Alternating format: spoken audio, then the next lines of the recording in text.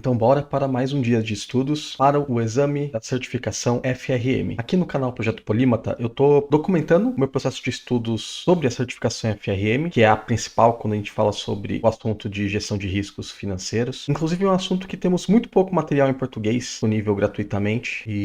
Então eu quero aproveitar enquanto eu faço os meus estudos para a certificação, vou documentando por aqui também no canal. Fica o meu convite para se inscrever no canal, receber em primeira mão os vídeos que eu forem documentando por aqui. E o processo que eu escolhi é bem simples. Eu fui lá no site da GARP, que é a que organiza a certificação FRM, peguei o guia de estudos que ela repassa, falando sobre os assuntos que serão tratados na prova de certificação, e aqui eu vou gravando um vídeo para cada grande tópico mencionado nesse guia de estudo. Então, dada a introdução, vamos estudar mais um tópico.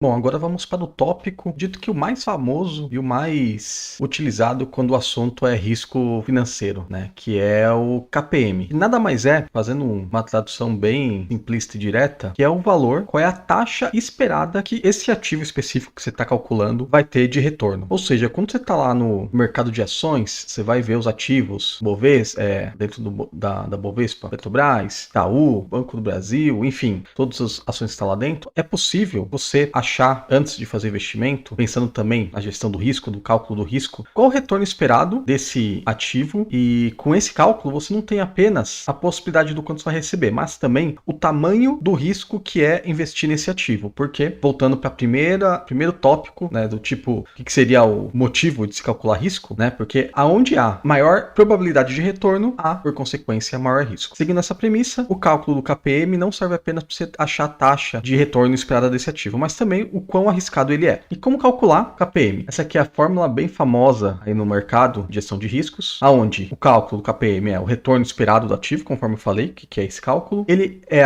baseado na taxa livre de risco, que seria, vamos pensar que você é o investidor. Aonde é que você pode investir o seu dinheiro, aonde o retorno é meio que garantido, né? Essa aqui é a taxa. Seria a poupança? Não. A mais utilizada hoje em dia é quando você vai fazer o investimento no governo. Não que na assunção teórica ele está livre de risco. Isso aí não existe nada, tem algum tipo de retorno que esteja livre de risco. Porém, pensando no mercado de investimentos, para o país falir, é que qualquer outro ativo que está dentro dele, inserido nele, faliu antes, né? Então, por isso, a taxa R, aqui está falando, né, o risk-free rate, ou traduzindo taxa livre de risco, é utilizada geralmente no mercado pelo retorno de papéis do governo. Então, se tiver nos Estados Unidos, papel americano, ou no caso aqui no Brasil, a taxa no Brasil, que seria a taxa Selic, né? Então, é esse retorno esperado, porque ele é a base. Não concorda que se você está no mercado de investimentos, o mínimo que você espera é essa taxa livre de risco, né? Então ele é praticamente balizador zero. Então a tendência é que você tenha também um prêmio maior do que essa taxa de risco através daquilo que você escolha investir fora, né? Já que você tem a possibilidade de não ter um retorno, de ter menos retorno ou até mesmo prejuízo, dependendo da ação, o retorno esperado deve ser maior do que essa taxa livre de risco. Exatamente esse é o cálculo da segunda parte do código, que é o beta, que é a referência, que é a quantidade de risco de mercado, que eu vou falar que no final do dia é esse o valor aonde gastamos mais tempo para discutir premissas, que seria o fator mesmo de risco, né? O risco que tem de investimento dele, multiplicado pelo retorno esperado do mercado, menos a taxa livre de risco. Qual seria o retorno esperado do mercado? Aí existem várias fórmulas de se desfazer de cálculo. A mais simplista e teórica seria, por exemplo, a taxa média do Ibovespa, porém a taxa mais justa é, se você está querendo calcular um ativo de um banco, por exemplo, seria fazer uma média do retorno esperado dos outros bancos, né,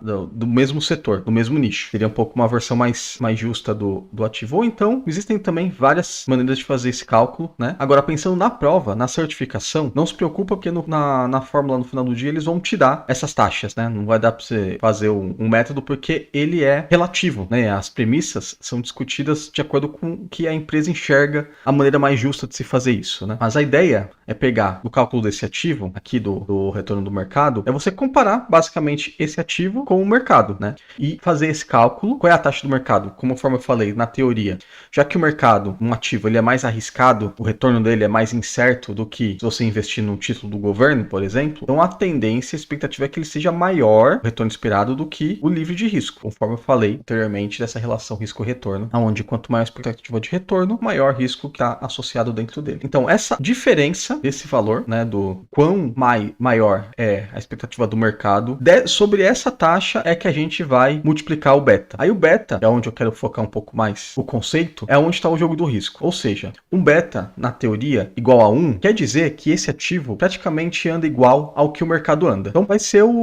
na fórmula dentro do KPM, o beta igual a 1 é a versão mais conservadora de você falar que estimar o beta. Você está atrelando o risco do mercado que ele está inserido como o risco a ser considerado no ativo. Porém, um beta acima de 1 quer dizer que esse ativo especificamente oscila mais positivamente do que o mercado. Ou seja, ele tem uma expectativa de ter retornos maiores e também oscilações maiores do que o mercado. O que vai fazer esse retorno, a expectativa, né, o retorno esperado ser maior do que a média do mercado. Agora, um beta negativo, o que é muito raro, significa que esse ativo especificamente ele anda ao contrário do que o mercado assume, né? Então é um caso raro, vamos excluir esse caso. O beta igual a 0 também é raro, pois a gente está assumindo que esse ativo está livre de risco. Então o beta igual a 0, traduzindo, seria similar à garantia que tem de um ativo do governo. E também, se tem essa garantia, também tem o retorno estimado com essa taxa livre de risco. E por último, que é o normal também, é o beta maior que 0 e menor que 1, que quer dizer que ele é mais estável do que o mercado que ele está inserido. O que faz também que o retorno esperado seja menor, né? Porque ele é mais conservador, porém, ele está acima da taxa livre de risco, porém está abaixo da taxa de mercado. Então, provavelmente é um ativo que ele anda menos, né? Que ele oscila menos do que os ativos que estão dentro do seu mercado. Bom, passa da teoria, vamos para a prática. Eu vou abrir um Excel aqui simples para você identificar e ver a simplicidade e a facilidade de entender quando a gente faz o cálculo na prática. Vamos pegar aqui o cálculo KPM. Peguei todos os itens necessários, né? Esse aqui é o cálculo final, retorno esperado do ativo. Vou pegar a imagem, printar essa imagem aqui.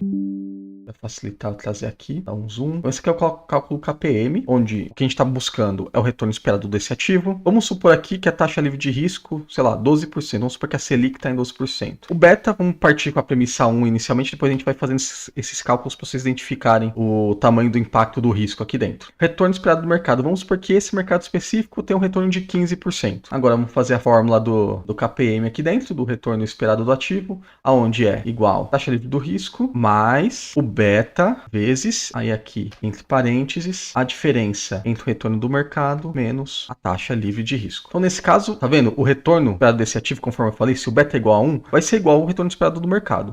Agora vamos supor que ele está sem risco, é o beta 0 que eu havia te falado. Fica na fórmula 12%, então, ou seja, é igual à taxa livre de risco. Agora vamos supor que em casos raros é o beta negativo, que ele anda ao contrário do que o seu mercado. Então vou colocar menos 1. Ó, tá vendo? A expectativa dele ser menor que a taxa livre de risco. É um item que é muito, pensando em retorno, não faz sentido. Agora, pensando em proteção, em hedge, voltando lá atrás do risco de mercado, né, você proteger alguma possível oscilação de algum outro ativo que você está exposto, pode fazer sentido. Agora vamos usar o outro exemplo, beta entre 0 e 1. Ó, tá vendo? Ele fica entre a taxa livre de risco, né, 12 e 15, que é o retorno do esperado do mercado. Agora, um outro caso também que eu não havia comentado é o beta acima de 1, ou seja, que ele oscila tanto para cima quanto para baixo mais do que o mercado. Então, vou colocar aqui vamos colocar 2. O retorno esperado do ativo, 18%. Ou seja, tem uma expectativa maior de retorno, porém, sempre atrelar essa expectativa maior de retorno não é garantia que você vai receber esse valor. É a garantia que ele é mais arriscado e quem está disposto a correr mais risco, está disposto a ter mais retorno ou ter a possibilidade de ter mais retorno. Então, praticamente, você dominando esses valores, entendendo o conceito, pelo menos para mim, comigo funciona assim. Na hora de cair numa prova, você vai ter tanto entender qual o conceito, se for alguma pergunta focada no conceito em si, e também, se for necessário fazer o cálculo, eles vão te dar esses valores.